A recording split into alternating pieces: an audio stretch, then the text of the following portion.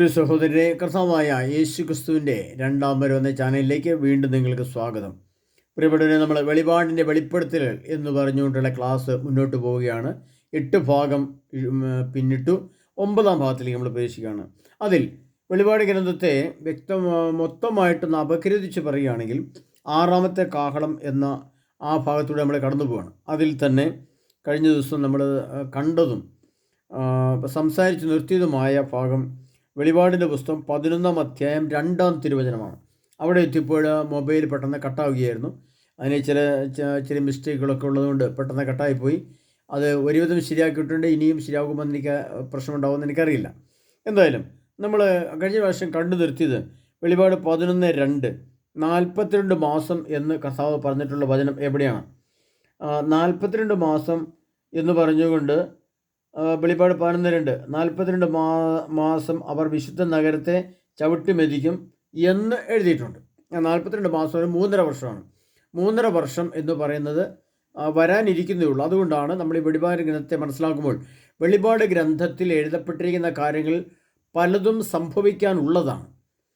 അതിൻ്റെ കാലഘട്ടങ്ങൾ അടുത്തു വരുമ്പോൾ ആ കാലഘട്ടങ്ങളാണ് സംഭവിക്കുക. അപ്പോൾ 3.5 വർഷം ജെറുസലേമിനെ, ഇസ്രായേലിനെ വീണ്ടും പ്രശ്നകലുഷിതമാക്കി കൊണ്ടുപോകുന്ന കാലഘട്ടത്തിലൂടെ കടന്നു പോകാൻ ലോകം കാത്തിരിക്കുകയാണ്. അല്ലെങ്കിൽ ലോകം ആ സമയത്ത് അവിടെ എത്തിച്ചേരും. അങ്ങനെ വരുമ്പോൾ ആ 3.5 വർഷത്തെയാണ് 42 മാസം എന്നതുകൊണ്ട് വിശുദ്ധ ഗ്രന്ഥത്തിൽ അർത്ഥമാക്കുന്നത്. അടുത്ത വിശുദ്ധ നഗരം. അതിനുശേഷം വിശുദ്ധ നഗരം എന്ന് പറയുന്നുണ്ട്. ഏതാണ് ഈ വിശുദ്ധ നഗരം എന്ന് നമ്മൾ ചിന്തിക്കുമ്പോൾ, അന്ന് 2000 വർഷങ്ങൾക്കും എഴുതുമ്പോൾ അന്ന് റോമില്ലായിരുന്നു. അന്ന് ജെറുസലേമായിരുന്നു ഉണ്ടായിരുന്നത്. റോം ഉണ്ടായിരുന്നു, ജെറുസലേം ആയിരുന്നു അതിൻ്റെ പ്രധാനപ്പെട്ടതായിട്ട് അവർ കണ്ടിരുന്നത്. അപ്പോൾ ഇന്നും അത് അങ്ങനെ തന്നെയാണ്. അതായത് കത്തോലിക്ക സഭയുടെ ആസ്ഥാനമായ വത്തിക്കാനും ഇന്ന് ജെറുസലേമും അഥവാ ഇസ്രായേൽ ഉൾപ്പെടുന്ന ജെറുസലേമും.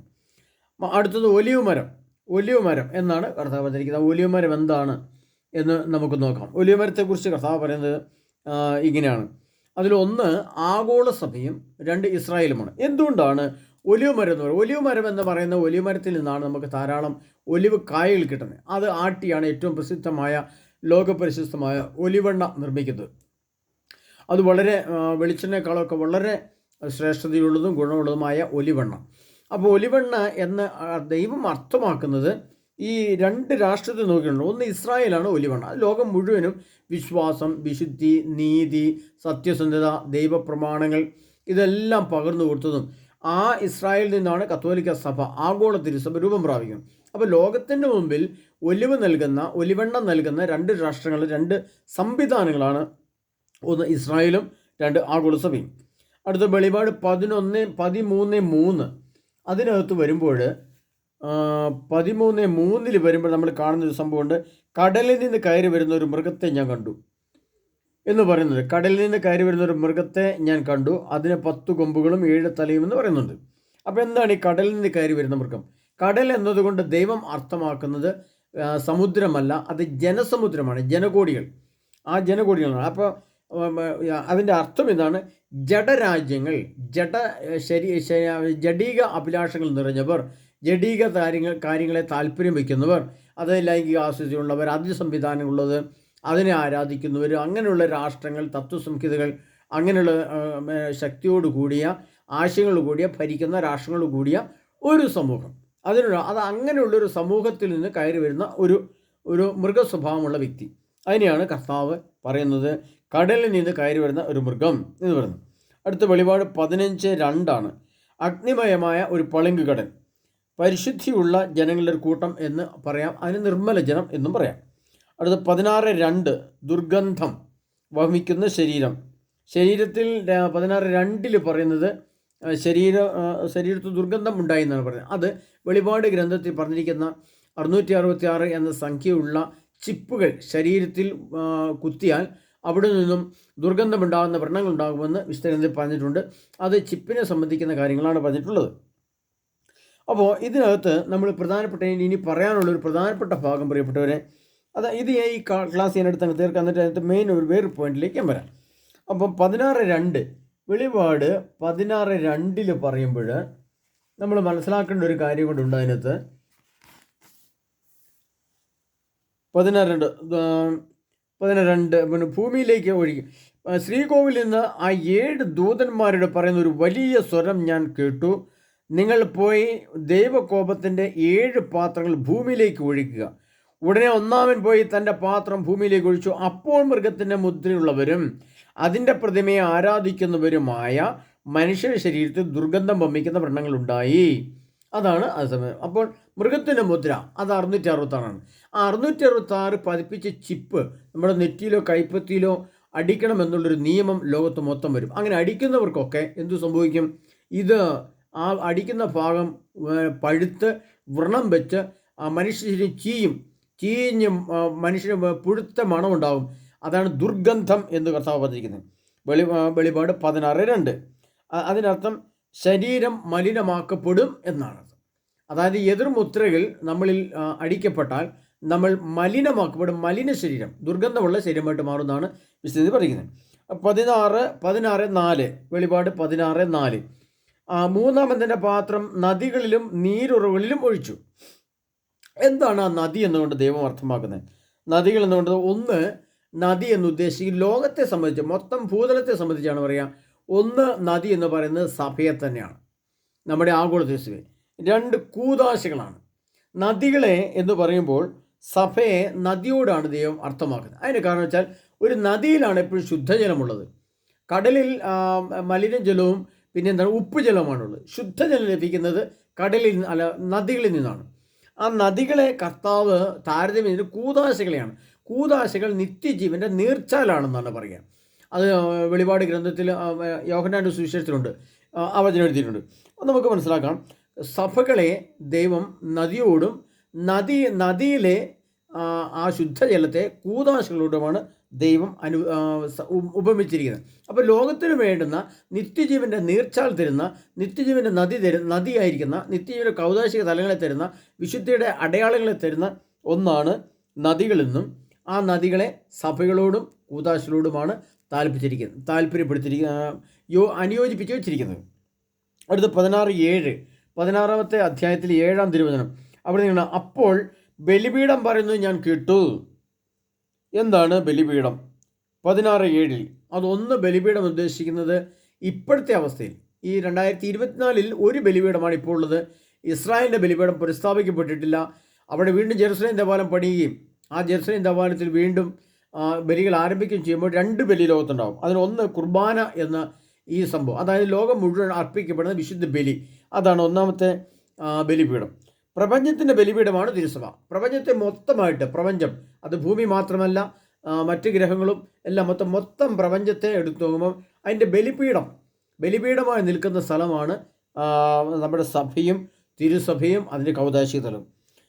അടുത്ത് 16-18 അതിൽ ആണവ അഗ്നി. വെളിപാട് ഗ്രന്ഥം 16-ാം അധ്യായം 8-ാം തിരുവചനം.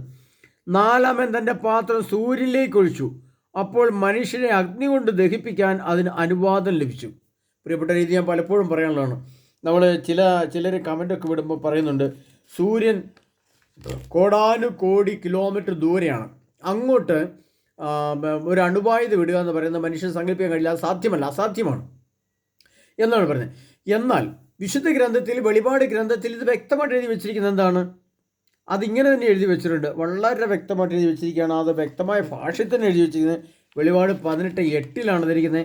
നാലാമൻ തൻ്റെ പാത്രം സൂര്യനിലേക്ക് ഒഴിച്ചു. പാത്രം എന്ന് പറയുന്നത് ഒരു ആണവ മിസൈൽ സംവിധാനമാണ്.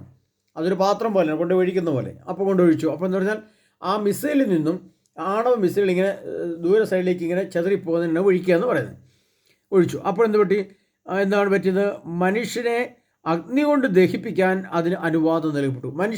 മനുഷ്യൻ കത്തിപ്പോകുന്ന ചൂട്, ഭയാനകമായ ചൂട്, സൂര്യൻ്റെ ചൂട് 10 മടങ്ങിരട്ടി വർദ്ധിക്കുകയും മനുഷ്യൻ കത്തിപ്പോവുകയും ചെയ്യുന്നതെന്ന് കർത്താവ് അഗ്നി കൊണ്ട് ദഹിപ്പിക്കാനാണ് പറയുന്നത്.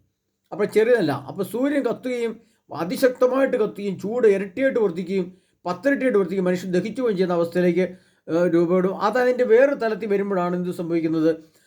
സൂര്യൻ അപ്രത്യക്ഷമാകുന്നത്, അന്ധകാരത്തിലേക്ക് പോകുന്നത്. വെളിപാടിൻ്റെ പുസ്തകം 16-ാം അധ്യായം 10-ാം തിരുവചനം. 10-ാം തിരുവചന കർത്താവ് എന്താണ് പറഞ്ഞത്? അഞ്ചാമതിൻ്റെ ഭാഗത്ത് മൃഗത്തിന് സിംഹാസനത്തിന് മേൽ കുഴിച്ചു. അപ്പോൾ അതിൻ്റെ രാജ്യം കൂരിട്ടിലാണ്ടു. മനുഷ്യൻ കഠിനവേദന കൊണ്ട് നാവ് കടിച്ചു. വേദനയും വ്രണങ്ങളും മൂലം അവർ സ്വർഗസ്വനായ ദൈവത്തെ ദുഷിച്ചതല്ലാതെ തങ്ങളുടെ പ്രവൃത്തികളെക്കുറിച്ച് അനുദപിച്ചില്ല. അതായത് ഈ വെളിപാട് 16:10 രാജ്യങ്ങളുടെ മേൽ മൃഗത്തിൻ്റെ രാജ്യം, ജഡ ആരാധന, അവിടെ വലിയൊരു സംഭവം നടക്കുന്നുണ്ട്. ഈ വെളിപാട് 16:10 വരുമ്പോൾ അപ്പോൾ മനുഷ്യൻ കണ്ടുവേദനുണ്ട്, ജഡത്തിൽ ആരാധിക്കുക. അതായത് എല്ലാ മ്ലേച്ഛതയും തിങ്ങിയ ഒരു സമൂഹം അവിടെ ഉണ്ടാകും. അത് ശരീരത്തിൻ്റെ ആരാധന, മനുഷ്യ ശരീരമാണ് ആരാധിക്കേണ്ടത്, മനുഷ്യ ശരീരത്തെയാണ് ബഹുമാനിക്കേണ്ടത്, അതിൻ്റെ പ്രാതിനിധ്യം നൽകുന്ന വ്യക്തിയാണ് ആരാധിക്കേണ്ടത്. നമ്മൾ പറയില്ല താരാരാധന എന്നൊക്കെ പറയും. എന്നതുപോലെ അതായത് ആത്മാവിനെ അല്ല, ദൈവത്തെ അല്ല, അതിൻ്റെ ഭൗതിക തലത്തെയാണ് ആരാധിക്കേണ്ടതെന്ന് പറഞ്ഞുകൊണ്ടുള്ള സംവിധാനം ഭൂമിയിൽ വരുമെന്നും അതാണ് കഥ പറഞ്ഞിരിക്കുന്നത്. അത് രാജ്യങ്ങളുടെ മേൽ മൃഗത്തിൻ്റെ രാജ്യം എന്ന് പറഞ്ഞാൽ ജഡ ആരാധനയുള്ള രാജ്യം. അതിനെയാണ് കർത്താവ് ഇപ്രകാരം അർത്ഥമാക്കുന്നത്.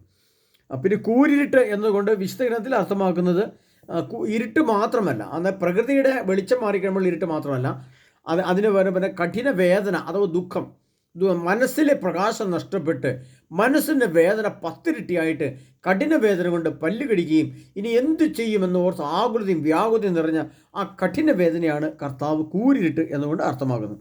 ദൈവത്തെ ദുഷിക്കുക എന്ന് പറഞ്ഞാൽ കഠിന ഹൃദയരാവുക എന്നാണ്. അവർ ദൈവത്തെ ദുഷിച്ചു പറഞ്ഞു എന്ന് പറഞ്ഞാൽ കഠിന ഹൃദയരാകുക, മനുഷ്യൻ കഠിന ഹൃദയരാകുക. ഈ വചനങ്ങളൊക്കെ നിങ്ങൾ ശ്രദ്ധിച്ച് വചനം എടുത്തു വെച്ച് വായിച്ച് ഇത് കേട്ടുകൊണ്ട് വായിച്ചാൽ നിങ്ങൾക്ക് വെളിപാട് ഗ്രന്ഥം പൂർണ്ണമായിട്ട് ഗ്രഹിക്കാൻ കഴിയും. ദൈവത്തെ ദുഷിക്കുക, കഠിന ഹൃദയരാവുക. 16:12 യൂഫ്രട്ടീസ് നദി, ഇസ്രായേലിൻ്റെ ബലിപീഠത്തെക്കുറിച്ചാണ് പറയുക. അപ്പോൾ അവിടെ ഒരു യൂഫ്രട്ടീസ് നദി വരുന്നുണ്ട്. ഇനി അത് വെളിപാട് ഗ്രന്ഥം 16-ാം അധ്യായം 12-ാം തിരുവചനം. ആറാമൻ തൻ്റെ പാത്രം യൂഫ്രട്ടീസ് നദിയിലേക്ക് ഒഴിച്ചു, അപ്പോൾ അതിലെ ജലം വറ്റിപ്പോയി. അങ്ങനെ കിഴക്കുനിന്നുള്ള രാജാക്കന്മാർക്ക് വഴി ഒരുക്കപ്പെട്ടു. സർപ്പത്തിൻ്റെ വായിൽ നിന്നും മൃഗത്തിൻ്റെ വായിൽ നിന്നും കള്ളപ്രവാചൻ്റെ വായിൽ നിന്നും പുറപ്പെട്ട തവളകൾ പോലുള്ള 3 അശുദ്ധാത്മാക്കളെ ഞാൻ കണ്ടു. അതായത് യൂഫ്രട്ടീസ് നദി എന്ന് പറയുന്നത് ആ സമയത്ത് ഇസ്രായേലിൻ്റെ ബലിപീഠം പുനഃസ്ഥാപിക്കപ്പെടുന്ന കാലഘട്ടത്തിൽ, അതായത് ഇസ്രായേലിൽ വീണ്ടും ഒരു ബലിപീഠം, അതായത് ഒരു ജെറുസലേം ദേവാലയം സ്ഥാപിക്കപ്പെടുന്ന സമയത്ത് യൂഫ്രട്ടീസ് നദി പറ്റിപ്പോകും. കാരണം അവിടെ ആണവ മിസൈലുകളോ യുദ്ധത്തിൻ്റെ വലിയ സ്ഫോടനങ്ങളോ നടക്കുമെന്നും വലിയ ചൂടുണ്ടാകുമെന്നും അങ്ങനെ ബലിപീഠം അവിടെ ഇല്ലാത്ത അവസ്ഥയിൽ സംഭവിക്കുമെന്നാണ് കർത്താവ് അതർത്ഥമാക്കുന്നത്. യൂഫ്രട്ടീസ് നദി വെളിപാട് 16:17 അവിടെ ഇങ്ങനെ പറയുന്നു, ക്രോധത്തിൻ്റെ 7ാമത്തെ പാത്രം, അഗ്നി അഥവാ ആണവ ആയുധം. 7ാമതിൻ്റെ പാത്രം അന്തരീക്ഷത്തിലേക്ക് ഒഴിച്ചു. അപ്പോൾ ശ്രീകോവിലെ സിംഹാസനത്തിൽ നിന്ന് ഒരു വലിയ സ്വരം പുറപ്പെട്ടു, ഇതാ തീർന്നു. അപ്പോൾ മിന്നൽപ്പിണരുകളും ഉച്ചഘോഷങ്ങളും ഇടിമുഴക്കങ്ങളും ഭൂമിയിൽ മനുഷ്യൻ ഉണ്ടായത് മുതൽ ഇന്നോട് സംഭവിച്ചിട്ടില്ലാത്ത വിധം അത്ര വലിയ ഭൂകമ്പമുണ്ടായി. അത് വലിയൊരു ആണവ സ്ഫോടനമാണ്. അത് വെളിപാട് 16:17 ക്രോധത്തിൻ്റെ 7ാമത്തെ പാത്രം, ക്രോധം, ദൈവക്രോധത്തിൻ്റെ 7ാമത്തെ പാത്രം, വലിയ ആണവ ബോംബ് ഭൂമിയിലേക്ക് വർഷിക്കപ്പെടുന്നു, ഭൂമിയിൽ എത്തപ്പെടുന്നു. അതിന് അഗ്നിയെന്നും ആണവായുധമെന്നും ആണവ സ്ഫോടനമെന്നും അർത്ഥമുണ്ട്. വെളിപാട് 18:3 ഭീവത്സമായ സകല പക്ഷികളും. വെളിപാട് 18:3 ഞാൻ പലപ്പോഴും പറയാറുള്ളതാണ്. പ്രിയപ്പെട്ട രാഷ്ട്രീയം, അതല്ല രാഷ്ട്രീയ കാഴ്ചപ്പാടിലെ അശുദ്ധി, വ്യഭിചാരം, അങ്ങനെ അശുദ്ധിയുടെ ഒരു മേഖലയാണ് ഭീവത്സമായ സകല പക്ഷികൾ എന്ന് പറയുന്നത്. ആ പക്ഷിക്കെല്ലാം ദുരാത്മാക്കളാണ്. ആ ദുരാത്മാക്കളുള്ള പരിപാടികൾ നമ്മൾ കണ്ടാൽ ആ ദുരാത്മാക്കൾ നമ്മളിലേക്ക് ആവഹിക്കപ്പെടുമെന്നും അത് നമ്മളെ അശുദ്ധമാക്കുമെന്നും ഒക്കെ ഞാൻ പറയുകയുണ്ടായി. അങ്ങനെ വ്യക്തമായ ഭാഷയിൽ കർത്താവ് എഴുതി വെച്ച വചനങ്ങളെക്കുറിച്ചാണ് നമ്മൾ പഠിച്ചുകൊണ്ടിരിക്കുന്നത്. അതിന് ടെലിവിഷനിൽ കൂടെ കാണുന്ന അശുദ്ധമായ സംഭാഷണങ്ങൾ, വീണ്ടും വിവാഹം കഴിക്കാനെത്തുന്ന റോബോട്ടുകൾ, ഇതെല്ലാം വരാനിരിക്കുകയാണ്. ഭീവത്സമായ സകല പക്ഷികളുടെയും ദുരാത്മാക്കളും അതിൻ്റെ വസ്തുരൂപവും, അതിൻ്റെ റോബോട്ട് സംവിധാനം, വിവാഹം കഴിക്കാൻ പറ്റുന്ന റോബോട്ടുകൾ, എല്ലാ സംവിധാനങ്ങളും ഭൂമിയിലേക്ക് അശുദ്ധമായ ഭീവത്സമായ പക്ഷിയുടെ ദുരാത്മാക്കളുടെ രൂപത്തിൽ ഭൂമിയിലേക്ക് വരുമെന്ന് കർത്താവ് എഴുതി വെച്ച വചനങ്ങളാണ് നമ്മൾ കണ്ടത്. 7ാമത്തെ കാഹളവും അതിനോട് ചേർന്ന് വരുന്ന കാഹളവുമാണ് ഇനി വരാനുള്ളത്. അതിനായി 2033 യുഗാന്ത്യമായി കണക്കാക്കപ്പെട്ടിരിക്കുന്നു. പ്രിയപ്പെട്ടവരെ, 2033 മനുഷ്യൻ ഈ സംഭവങ്ങളെല്ലാം കാണപ്പെടുന്നത്. അതിന് തൊട്ടു മുമ്പുള്ള കാലഘട്ടങ്ങളിൽ ഈ പറഞ്ഞെല്ലാം സംഭവിക്കും.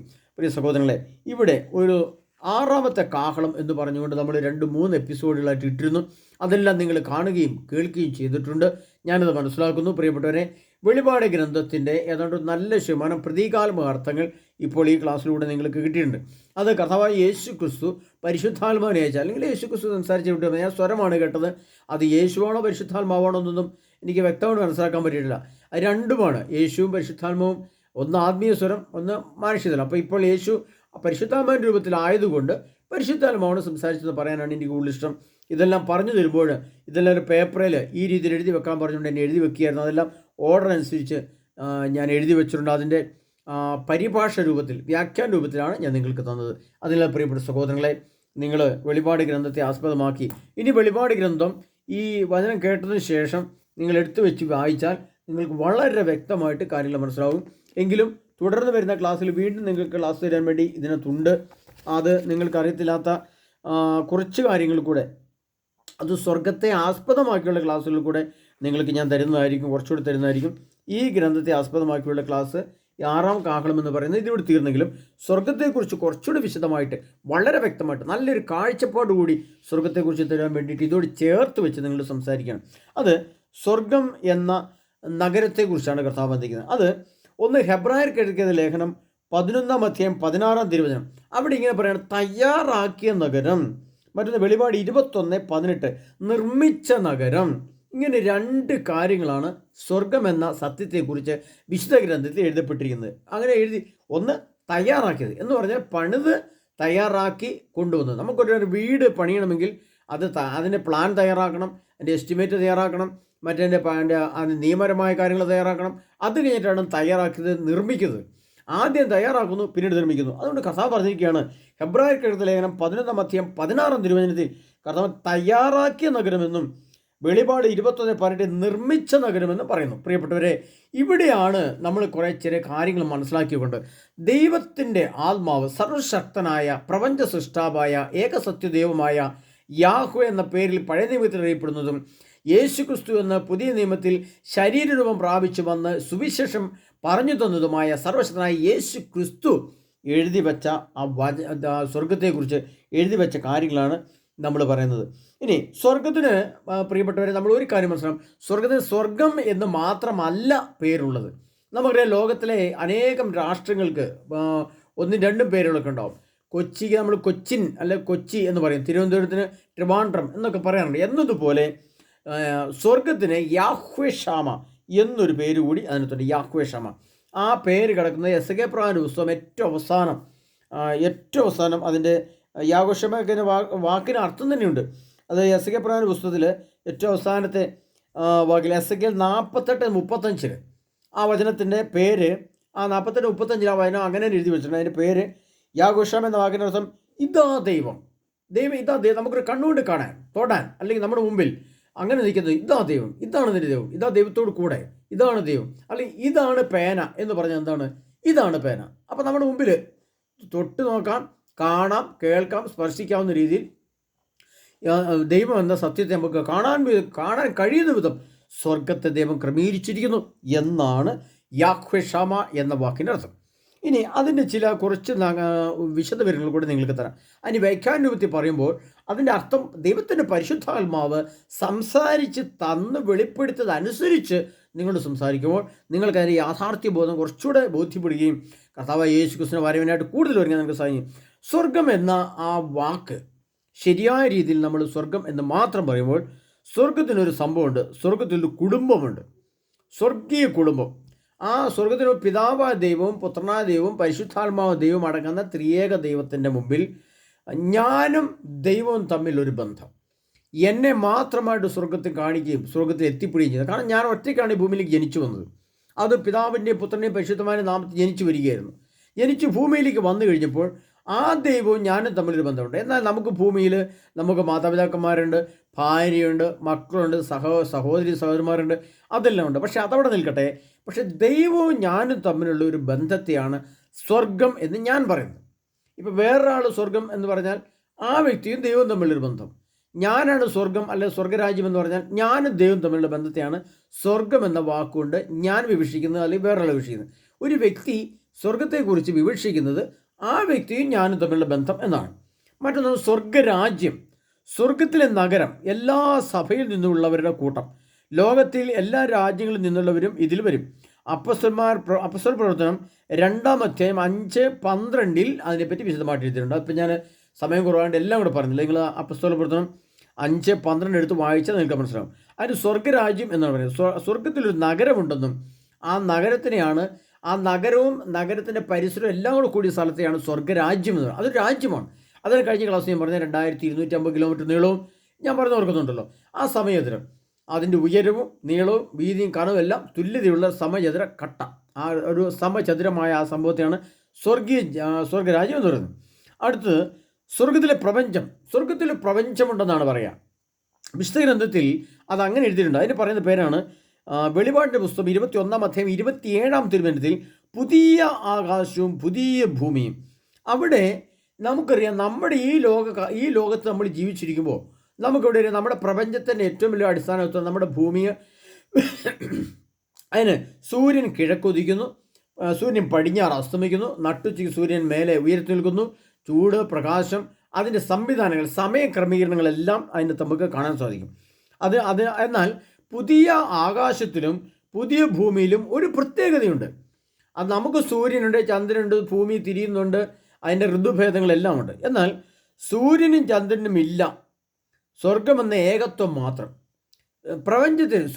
സ്വർഗത്തിലെ പ്രപഞ്ചത്തിൽ സൂര്യനോ ചന്ദ്രനോ നക്ഷത്രങ്ങളോ മേഘമോ മഴയോ ഋതുക്കളോ ഋതുഭേദങ്ങളോ ഇല്ല. അതാണ് സ്വർഗത്തിലെ പ്രപഞ്ചത്തിൻ്റെ ഏറ്റവും വലിയ രഹസ്യം. അതുകൊണ്ടാണ് പുതിയ ആകാശവും പുതിയ ഭൂമിയും എന്ന് പറഞ്ഞിരിക്കുന്നത്. ഇവിടെ മറ്റൊരു രഹസ്യം കൂടെ അതിനർത്ഥമുണ്ട്. ഞാൻ കഴിഞ്ഞ സ്വർഗത്തിൻ്റെ ഘടനയെ പറ്റി പറഞ്ഞപ്പോൾ ഞാനൊരു കാര്യം പറഞ്ഞിരുന്നു. അതായത് ഒരു വസ്തുക്കളെല്ലാം ദ്രവ്യാവസ്ഥ കൊണ്ട് നിർമ്മിക്കപ്പെട്ട കൊണ്ടാണ് നിർമ്മിച്ചിരിക്കുന്നത്. ഓരോ വസ്തു, ഉദാഹരണം പറഞ്ഞാൽ ഇപ്പോൾ നമുക്കറിയാം മഴവില്ല്. സ്വർഗത്തിൽ മഴവില്ലുണ്ടെങ്കിൽ നമുക്കറിയാം അവിടെ അതിൻ്റെ ബാക്കി മഴവില്ലേക്ക് എത്തണമെങ്കിൽ എത്ര ഘടകങ്ങൾ പിരിയണം? വെള്ളം, നീരാവിയാകണം, മേഘമാകണം, സൂര്യപ്രകാശം വേണം, അത് ചെരിഞ്ഞ സമയം വേണം, ആ സൂര്യപ്രകാശം ചെരിഞ്ഞ് ഭൂമിയിലേക്ക് വരണം. അപ്പോൾ ഒരു 5 ഘടകങ്ങൾ പിന്നിട്ട് 6ാമത്തെ ഘടകം വരുമ്പോഴാണ് മഴവില്ലുണ്ടാകുന്നത്. അപ്പോൾ സ്വർഗത്തിലെ പ്രത്യേകത എന്ന് പറയുന്നത് എന്താണ്? മഴവില്ല് മാത്രമേ ഉള്ളൂ, ബാക്കി 5 ഘടകവും ഭൂമിയിലാണുള്ളത്. അഥവാ ഭൂമി അവസാനിച്ച് കഴിയുമ്പോൾ അതുമില്ല. അപ്പോൾ ദ്രവ്യാവസ്ഥ പ്രാപിച്ച അതിൻ്റെ ഏറ്റവും അവസാനത്തെ വസ്തുവായ ആ ശക്തമായ വിശുദ്ധിയുടെ രൂപം മാത്രമേ ഉള്ളൂ സ്വർഗത്തിൽ. അതുകൊണ്ടാണ് പറയുന്നത് സ്വർഗത്തിൽ സൂര്യനും ചന്ദ്രനും ഇല്ല. അവിടെ പുതിയ ആകാശവും പുതിയ ഭൂമി എന്ന് പറയുന്നിടത്ത് സൂര്യൻ ചന്ദ്രനും ഇല്ല, അതിൻ്റെ മറ്റൊരു ദുർഭേദങ്ങളൊന്നുമില്ല. പക്ഷേ അവിടെ പുതിയ ആകാശം പുതിയ ഭൂമിയിൽ എന്തുണ്ട്? എല്ലാ വസ്തുക്കളും ഏറ്റവും അവസാനത്തെ ദ്രവ്യാവസ്ഥയിലെത്ത വസ്തു ഘടകങ്ങൾ അവിടെയുണ്ട്. അടുത്ത സ്വർഗത്തിലൊരു ദേവാലയമുണ്ട്, സ്വർഗീയ ദേവാലയം. അതിന് പറയുന്ന പേരാണ് സ്വർഗത്തിലെ കൂട്ടായ്മ, ആരാധന, പരിശുദ്ധൻ എന്ന ഉദ്ഘോഷം. നമുക്കറിയാം സ്വർഗത്തിൽ ഹാലേലിയ ഉദ്ഘോഷിക്കുന്നുണ്ട്. അവർ പരിശുദ്ധൻ പരിശുദ്ധൻ പരിശുദ്ധൻ എന്ന് ഉദ്ഘോഷിക്കുകയാണ്. അത് എഴുതി വച്ചിരിക്കുന്ന വെളിപാടിൻ്റെ പുസ്തകം 21-ാം അധ്യായം 9-ാം തിരുവചനത്തിൽ എഴുതി വെച്ച സ്വർഗീയ ജെറുസലേമിനെ കുറിച്ചാണ് പറയുന്നത്. സ്വർഗത്തിലെ ജെറുസലേം, അതിപ്പോൾ സ്വർഗത്തിലൊരു ജെറുസലേം, ഒരു ദേവാലയമുണ്ട്. അത് പിതാവായ ദൈവം പുത്രായ ദൈവം വസിക്കുന്ന സ്വർഗീയ സിംഹാസനമൊക്കെയുള്ള ആ ഒരു സംവിധാനം, അതൊരു ദേവാലയം പോലെ, അല്ലെങ്കിൽ ഒരു മധുബഹ പോലെ, അല്ലെങ്കിൽ ഒരു സ്വർഗീയ കൂടാരം പോലെ, അതിൻ്റെ സ്വർഗത്തിലെ ഏറ്റവും പ്രധാനപ്പെട്ട ഭാഗത്തെയാണ് സ്വർഗീയ ദേവാലയം അഥവാ സ്വർഗീയ ജെറുസലേം എന്ന രീതി കൊണ്ട് കർത്താവ് അർത്ഥമാക്കുന്നത്. അവിടെയാണ് എന്ത് സംഭവിക്കുന്നത്? അവിടെ ഒരു ഉദ്ഘോഷം നടക്കുന്നത്, ആരാധന. അവിടുത്തെ ആരാധന ഒരു പ്രത്യേകത. അവിടുത്തെ ആരാധനയ്ക്ക് അവിടെ ഒരേ ഒരു സ്വരം മാത്രമേ ഉള്ളൂ: പരിശുദ്ധൻ പരിശുദ്ധൻ പരിശുദ്ധൻ പരിശുദ്ധൻ പരിശുദ്ധൻ. ഇതിങ്ങനെ നിരന്തരം ഉദ്ഘോഷിച്ചുകൊണ്ടിരിക്കും.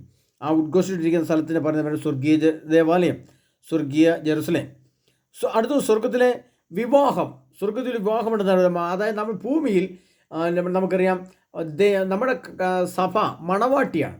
മണവാട്ടി സഭയാകുന്ന മണവാട്ടി സ്വർഗത്തിലേക്ക് എടുക്കപ്പെട്ടു കഴിഞ്ഞാൽ ആ സ്വർഗീയ ആകുന്ന യേശുവും സഭയും തമ്മിലൊരു വിവാഹം നടക്കുന്നു. അവിടെ സ്വർഗീയ വിരുന്നുണ്ട്, അവിടെ സ്നേഹമുണ്ട്, സന്തോഷമുണ്ട്, സമാധാനമുണ്ട്, വലിയ ശാന്തതയുണ്ട്.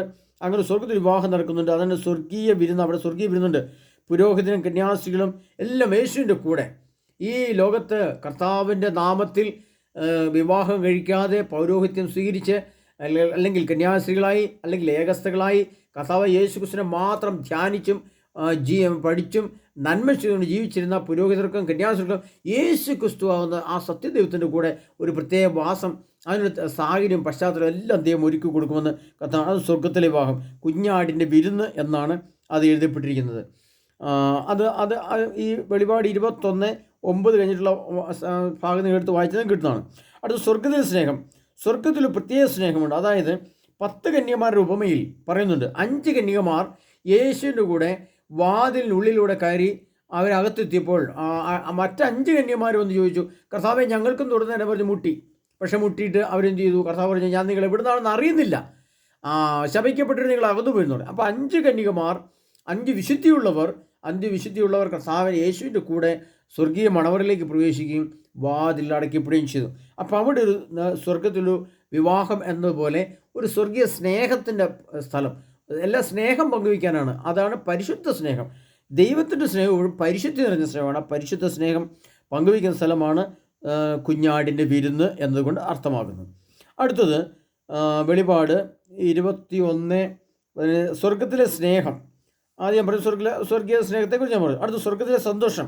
സ്വർഗത്തിലെ സന്തോഷം എന്ന് പറയുന്നത് മനസ്സ്, ശരീരം, ആത്മാവ്, ത്രിതല സുഖം. ശരീരത്തിലെ ഇന്ദ്രിയങ്ങളുടെ പരമസുഖത്തെ നിർവൃതി എന്ന് പറയുന്നു. അത് നിത്യാനന്ദം എന്ന് പറയും, നിത്യമായ ആനന്ദം. ആനന്ദം ആത്മാവിൻ്റേതാണ്, സന്തോഷം ശരീരത്തിൻ്റേതാണ്. അപ്പോൾ സ്വർഗത്തിലെ സന്തോഷം എന്തുകൊണ്ട് ദൈവം അർത്ഥമാക്കുന്നത് അവിടെ എല്ലാ ഇന്ദ്രിയങ്ങളും ഒരേ സുഖം അനുഭവിക്കുന്ന ഒരു സന്തോഷത്തിൻ്റെ സ്ഥലം. അത് മനുഷ്യന് അവർണ്ണനീയമാണ്, അത് വിവരിച്ച് തരുവാനും പറ്റില്ല. ആ സന്തോഷവും സുഖവും ആനന്ദവും ഒക്കെ അവിടെ ചെല്ലുന്നവർക്ക് മാത്രം ലഭിക്കുന്ന സ്ഥലമാണ്. അതുകൊണ്ടാണ് സ്വർഗത്തിൽ പ്രത്യേക നിർവൃതിയുണ്ട് എന്ന് കർത്താവ് പറയുന്നത്. അടുത്ത സ്വർഗത്തിൽ ശബ്ദമുണ്ട്. ആ സ്വർഗത്തിലെ ശബ്ദത്തിൻ്റെ ഏറ്റവും വലിയ പ്രത്യേകത എന്ന് പറയുന്നത് അത് ഏകസ്വരമാണ്. കഴിഞ്ഞ സ്വർഗത്തിൻ്റെ ഘടന എന്നുള്ള ക്ലാസ്സിൽ ഞാൻ പറയുന്നു, സ്വർഗത്തിൽ ഒരേ ഒരു സ്വരമുള്ളൂ. അത് 10 ലക്ഷം പേരുണ്ടെങ്കിലും, 1 കോടി ജനമുണ്ടെങ്കിലും, 10,000 കോടി ജനം സ്വർഗത്തിലുണ്ടെങ്കിലും, 1,00,000 കോടി ജനമുണ്ടെങ്കിലും, അവരുടെ എല്ലാം കൂടെ വായിൽ നിന്ന് വരുന്ന ഒരേ ഒരു സ്വരമാണ് ഹല്ലേലൂയ. അത് പെരുവെള്ളത്തിൻ്റെ ഇരമ്പൽ പോലെ അത്ര സ്നേഹവും ശക്തവുമായ ഉദ്ഘോഷത്തിൻ്റെ ശബ്ദം, അതാണ് ഹല്ലേലൂയ എന്ന സ്വരം. അപ്പോൾ സ്വർഗത്തിൽ അങ്ങനെ ഒരു സ്വരമുണ്ടെന്ന് കൂടെ കർത്താവ് അവിടെ പഠിപ്പിക്കുന്നത്. അടുത്ത സ്വർഗത്തിലെ കാലാവസ്ഥ. വെളിപാടിൻ്റെ പുസ്തകം. സ്വർഗത്തിൽ കാലാവസ്ഥയുണ്ടോ? അപ്പോൾ സ്വർഗത്തിൽ പുതിയ ആകാശം പുതിയ ഭൂമിയുണ്ടെന്ന് നമ്മൾ പഠിക്കുന്നുണ്ടല്ലോ. അപ്പോൾ പ്രപഞ്ച രൂപാന്തരീകരണ ഫലമായി രൂപം പ്രാപിക്കുന്ന സ്വർഗവും പുതിയ ആകാശവും പുതിയ ഭൂമിയും ലോകാവസാനവും അതോടുകൂടി സംഭവിക്കുന്നു. ലോകാവസാനം സംഭവിച്ചു കഴിയുമ്പോൾ സ്വർഗത്തിൽ ഒരു പ്രപഞ്ചം, അവിടെ പിന്നെ നമ്മുടെ ഇവിടുത്തെ പോലെ മേഘമോ നക്ഷത്രമോ അല്ല ഉള്ളത്. അവിടെ ഒന്നുള്ളത് ഇതാണ്, മഴവില്ലാണ്. മറ്റൊന്നവിടെ ആരാധനയുടെ സ്വരമാണ്. മറ്റൊന്നവിടെ പ്രകാശമാണ്. സൂര്യപ്രകാശമല്ല, തേജസ്സാണ്. സൂര്യപ്രകാശം ചൂട് ഉള്ളതും അത് മനുഷ്യൻ്റെ ശരീരത്തിൽ ഏറ്റാൽ അസ്വസ്ഥയുള്ളതാണെങ്കിൽ സ്വർഗത്തിൽ തേജസ്സാണ്. പ്രകാശത്തിൻ്റെ മറുരൂപമാണ്. പ്രകാശത്തിൻ്റെ മഹത്വമുള്ള സുഖമുള്ള ഒരു പ്രകാശമാണ് അവിടെ സ്വർഗത്തിലുള്ളത്. അതുകൊണ്ടാണ് കർത്താവ് സ്വർഗത്തിലൊരു കാലാവസ്ഥ എന്ന് പറയുന്നത് അത് ഒരു കാലാവസ്ഥ രീതിയിൽ, ഒരു മഞ്ഞും മഴയൊക്കെ വരുന്ന കാലാവസ്ഥയല്ല, എന്നും ഒരേപോലുള്ളൊരു കാലാവസ്ഥ, എന്നും ഒരേ അവസ്ഥ. അതിന് മാറ്റമോ ചൂട് കൂടുകയോ കുറയുകയോ ഒന്നുമില്ലാതെ ഒരു നിത്യതയുടെ സ്ഥലം, അതാണ് സ്വർഗത്തിലെ കാലാവസ്ഥ.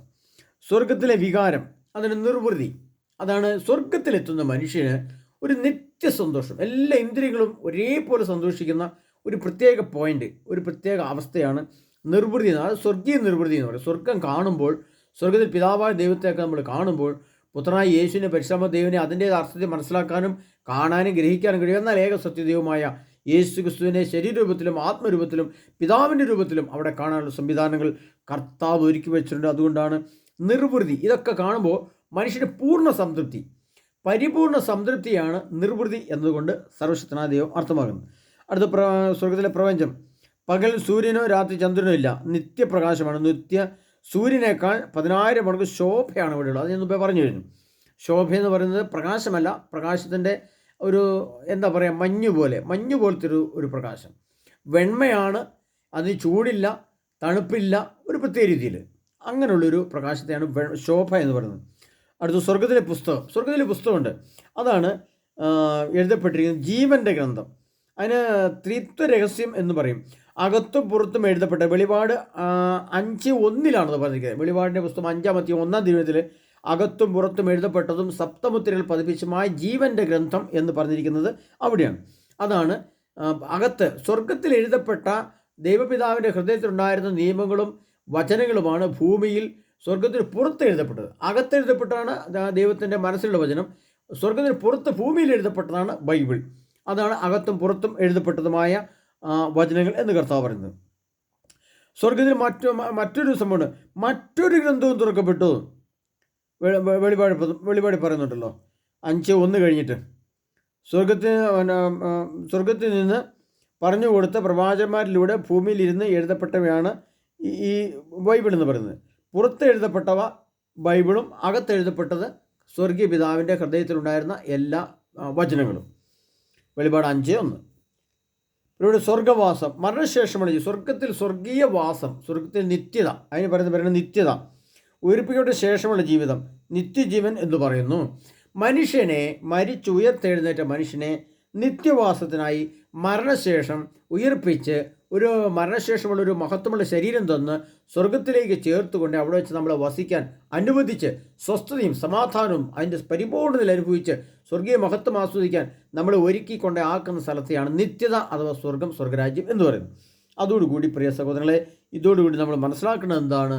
സ്വർഗമെന്ന പരമസത്യമുണ്ട്, അത് യാഥാർത്ഥ്യമാണ്, അതിന് നിശ്ചയമായ വീതിയുണ്ട്, നീളമുണ്ട്, കനമുണ്ട്, അത് തയ്യാറാക്കിയതാണ്, അത് നിർമ്മിച്ചതാണ്, അതിന് പേരുണ്ട്. യാഹ്വേഷാം എന്ന പേരുണ്ട്, സ്വർഗം എന്ന പേരുണ്ട്, നിത്യജീവൻ്റെ സ്ഥലം എന്ന പേരുണ്ട്, ആകാശവും ഭൂമിയും ഇല്ലാതെ പുതിയ ആകാശവും പുതിയ ഭൂമി എന്ന പേരുണ്ട്. അത് പ്രപഞ്ചം മാറ്റപ്പെടുമ്പോൾ സൃഷ്ടിക്കപ്പെട്ട് നമ്മുടെ മുമ്പിൽ പ്രത്യക്ഷപ്പെടുന്ന സ്ഥലമാണ് സ്വർഗം. ഇങ്ങനെ നിരവധി കാര്യങ്ങൾ സ്വർഗത്തെ സംബന്ധിച്ച് നിങ്ങൾ കേട്ടിട്ടില്ലാത്ത കുറേയേറെ വചനങ്ങളും കുറേയേറെ വ്യാഖ്യാനങ്ങളും ഞാൻ നിങ്ങൾക്ക് തന്നിട്ടുണ്ട്. അതിനാൽ പ്രിയ സഹോദരങ്ങളെ, കർത്താവായ യേശു ക്രിസ്തുവിൻ്റെ വരവിന് മുന്നോടിയായിട്ട്, അതായത് വരവിൻ്റെ കാലഘട്ടം എത്തപ്പെട്ടിരിക്കുന്ന കാലഘട്ടത്തിൽ ലോകം അതിൻ്റെ അന്ത്യത്തിലേക്ക് നടന്നു നീങ്ങുമ്പോൾ വലിയ യുദ്ധങ്ങൾ വരുന്നു, ക്ഷാമങ്ങൾ വരുന്നു, വലിയ പൈശാചി പീഡകളും പ്രശ്നങ്ങളും വരുമ്പോഴും അവിടെ നമുക്ക് പിടിച്ചിരിക്കാൻ സ്വർഗീയ ജീവിതമുണ്ട്. അങ്ങനെ ഒരു സ്ഥലം പച്ചയായിട്ടുണ്ട്. ഞാൻ അതിൻ്റെ ക്ലാസ് കേട്ടിട്ടുണ്ട്. അത് എവിടെയാണെന്നും എങ്ങനെയാണ് സ്ഥിതി ചെയ്യുന്നതെന്നും എൻ്റെ ഉള്ളിൽ വ്യക്തമായ ധാരണയും ബോധ്യവുമുണ്ട്. അതൊരു സാങ്കല്പിക തലമല്ല, അതിനെക്കുറിച്ച് കേൾക്കപ്പെട്ട വചനങ്ങൾ പച്ചയായ സത്യമാണെന്ന് ഗ്രഹിക്കുവാൻ നിങ്ങൾക്ക് ഉതകുന്ന ഒരു ക്ലാസ് ആയിരിക്കും ഇതെന്ന് ഞാൻ വിശ്വസിക്കുകയാണ് പ്രിയപ്പെട്ടവരെ. അതുകൊണ്ട് ഈ വെളിപാടിൻ്റെ വെളിപ്പെടുത്തൽ എന്ന വചനവും അതോടനുബന്ധിച്ചിട്ടുള്ള ക്ലാസ്സുകളും നിങ്ങൾ പല ആവർത്തി കേൾക്കണം. പല ആവർത്തി കേട്ടാൽ അതും വചനം എടുത്തു വെച്ച് ഓരോ വചനം കേൾക്കുമ്പോൾ അത് ഇങ്ങനെ നിർത്തിയിട്ട് ആ വചനം വായിച്ച്, വിശുദ്ധഗ്രന്ഥം വായിച്ച്, ഞാൻ പറഞ്ഞ വ്യാഖ്യാന വചനങ്ങൾ വെച്ച് വായിച്ച് മനസ്സിലാക്കുമ്പോഴാണ് അതിൽ നിക്ഷിപ്തമായിരിക്കുന്ന രഹസ്യങ്ങളെ നമുക്ക് മനസ്സിലാക്കാൻ കഴിയുന്നത്. അങ്ങനെ മനസ്സിലാക്കുമ്പോഴാണ് ഇത് പച്ചയായ യാഥാർത്ഥ്യമാണ്, ശരിയാണ്, സത്യമാണ്, ഇതാണ് എൻ്റെ റിയാലിറ്റി, ഇതാണ് എൻ്റെ പരമസത്യാവസ്ഥ, പരമസത്ത ഇതാണ്. വിശുദ്ധ ഗ്രന്ഥത്തെ ആസ്പദമാക്കിയുള്ള പരമസത്ത, പരമ അസ്തിത്വം, പരമമഹത്വം, പരമസത്യം ഇതാണ് എന്ന് ഗ്രഹിക്കുവാൻ നിങ്ങൾക്കിടയാകട്ടെ. അല്ലെങ്കിൽ കർത്താവായ യേശു ക്രിസ്തു നമ്മളെല്ലാം സമൃദ്ധമായി അനുഗ്രഹിക്കട്ടെ. കർത്താവിനെ യേശു ക്രിസ്തു നമ്മെ പൊതിഞ്ഞ് സംരക്ഷിക്കുമാറാകട്ടെ. സകലവിധ പൈശാചിത്യങ്ങളിൽ നിന്നും, രോഗപീഠകളിൽ നിന്നും, വലിയ സാമ്പത്തിക ക്ലേശങ്ങളിൽ നിന്നും, വലിയ തകർച്ചയുടെ അസ്വസ്ഥകളിൽ നിന്നും, നമ്മുടെ നിയോഗങ്ങൾ ഏറ്റെടുത്തിട്ട് പറഞ്ഞിട്ട് പ്രാർത്ഥിച്ചും കിട്ടാത്ത നിരാശയിൽ നിന്നും ഒക്കെ വിമോചനം നേടുവാൻ സർവ്വസ്ഥനാ ദൈവം നിങ്ങളെ അനുഗ്രഹിക്കട്ടെ. അതിനായി യേശു നമ്മെ ഒരുക്കട്ടെ. ആമേൻ.